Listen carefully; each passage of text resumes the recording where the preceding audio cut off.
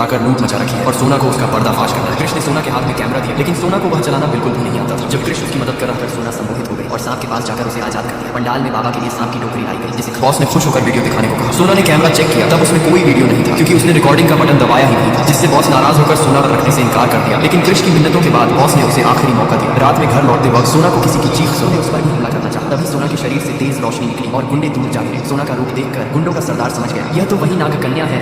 सोना के दिव्य तेज से वह तुरंत नाग रूप लेकर तक्षेश के पास पहुंचा और सारी घटना कह सुनाई। लेकिन तक्षेश ने गुस्से में उसे जलते हुए लादे। उधर बेहोश पड़ी सोना को होश आया। घर पहुंचकर अपने साथ हो रही अजीब घटनाओं को देखकर सोना सोचने लगी, कहीं सांप के काटने से उसमें सांप की शक्तियां तो नहीं आ गई। तब कंप्यूटर में रिसर्च करने पर उसे पता चला कि ऐसा होना मुमकिन है। अगर किसी लड़की के साथ ऐसा होता भी है तो वह नाग कन्या बन जाती है। उनकी शक्तियां आम लोगों से 10 गुना ज्यादा होती है। ये जानकर नागलोक में बैठा तक्षेश उसे बेसब्री से ढूंढ रहा है। खैर दूसरे दिन सोना कृष्ण और जूली के साथ एक आदमी का इंटरव्यू लेने पहुंची। उस आदमी का दावा था कि उसका उल्लू खतरे को भांप कर अपना रंग बदल लेता। तभी सोना को ढूंढता हुआ तक्षेश वहां आ पहुंचा। उसके आते ही उल्लू ने रंग बदला और तक्षेश के ऊपर मंडराने लगा। मजबूरी में तक्षेश को वहां से भागना पड़ा। उल्लू की करतूत देखकर सबको उस आदमी पर यकीन हो गया। सोना ने भी रिपोर्टिंग करके बॉस को दी, जिससे बॉस बहुत खुश हुए। लेकिन तभी तक्षेश ने सोना को खूब बधाई दी। लेकिन सभी इस बात से अनजान थे कि टीवी पर चल रहे सोना के इंटरव्यू का लाइव प्रसारण देखकर नागलोक का राजा तक्षेश उसे ढूंढता हुआ रूप बदलकर सोना के ऑफिस आ पहुंचा। उसने झूठी खबर फैलाई कि एक ऐसी मूर्ति है जिसके छूने पर हर चीज सोने में बदल जाती है। लेकिन उसकी बात पर किसी को यकीन नहीं हुआ। तब तक्षेश ने कुछ सोने के टुकड़े निकाल कर दिखाए। उन्हें देखकर सबके होश हो गए। बॉस ने लालच में आकर आंख बंद करके तक्षेश पर भरोसा कर लिया और सोना कृष्ण को तक्षेश के साथ मूर्ति देखने जाने का ऑर्डर दिया। लेकिन तक्षेश की चाल कुछ और ही थी। खैर बॉस के कहने पर सोना और कृष्ण अनजान तक्षेश के साथ रहस्यमयी मूर्ति की तलाश में निकल पड़े। दोनों इस बात से अनजान थे कि तक्षेश कोई साधारण आदमी नहीं, बल्कि नागलोक का वो नाग था जो सोना के भीतर छुपी नागमणि हासिल करने आया था। उसके बाद सभी मूर्ति की तलाश करने लग गए। तब कृष्ण ने वीडियो रिकॉर्ड करने के लिए कैमरा तैयार किया। ये देखकर तक्षेश ने उसके सामने रहस्यमय दीवार खड़ी कर दी ताकि वह उन दोनों को देख न पाए। फिर वह सोना के पास गया और बोला, हमें अंधेरा होने से पहले अंदर जाकर मूर्ति देखनी होगी, वरना रात होते ही यहाँ भूत प्रेत भटकने लगते हैं। भूतों की बात सुनकर सोना घबरा गई और बिना कृष्ण को साथ लिए तक्षेश स्वर्ण मूर्ति की तलाश में आए। सोना और कृष्ण को नहीं पता था कि उनके साथ कितनी भयानक घटना होने वाली, क्योंकि कृष्ण को कैमरा तैयार करने में व्यस्त होता देख मौका पाते ही तक्षेश ने उसके सामने अदृश्य दीवार खड़ी कर दी ताकि वह जो सोना के साथ करने वाला है वह उसे दिखाई न दे। फिर उसने सोना के पास जाकर कहा, हमें अंधेरे से पहले मूर्ति देखनी होगी, वरना रात होते ही यहाँ भूत प्रेत भटकते हैं। सोना को भूतों से बहुत डर लगता था, इसलिए वह जल्दबाजी में कृष्ण को बिना साथ लिए तक्षेश सूंघते हुए दांत दिखाने लगा। सोना के पूछने पर तक्षेश ने अपने असली रूप में आकर कहा, मैं जानता हूँ तुम एक नाग कन्या हो, तुम्हारे अंदर दिव्य नागमणि है। सोना को कुछ भी समझ नहीं आ रहा था, क्योंकि वह खुद को साधारण इंसान ही समझती थी। लेकिन उसके बाद तक्षेश ने सोना के अंदर समाहित मणि निकालने की कोशिश की। तभी अचानक तक्षेश की आंखों में सोना को अपने माता पिता की बरसों पहले हुई मौत दिखाई देने लगी। कोशिश कर रहा था, लेकिन इसी बीच सोना को उसकी आंखों में अपना बचपन दिखाई दिया कि कैसे उसके दुष्ट चाचा ने अपने ही सगे भाई भाभी को नागमणि के लिए मार दिया था। सोना को इस बात का बहुत गहरा दुख हुआ, लेकिन साथ ही उसे अपने भीतर छुपी नागमणि की शक्तियों का एहसास होने लगा। इन्हीं शक्तियों के सहारे वह तक्षेश की कैद से आजाद होकर गुस्से से कहा, तुमने मेरे माँ बाप को धोखे से मारा था, लेकिन अब उनकी बेटी नाग कन्या जन्म ले चुकी है जो तुझ जैसे राक्षसों का अंत करेगी। उसके बाद सोना ने अपनी शक्तियों से अपने चाचा को पत्थरों में दबाकर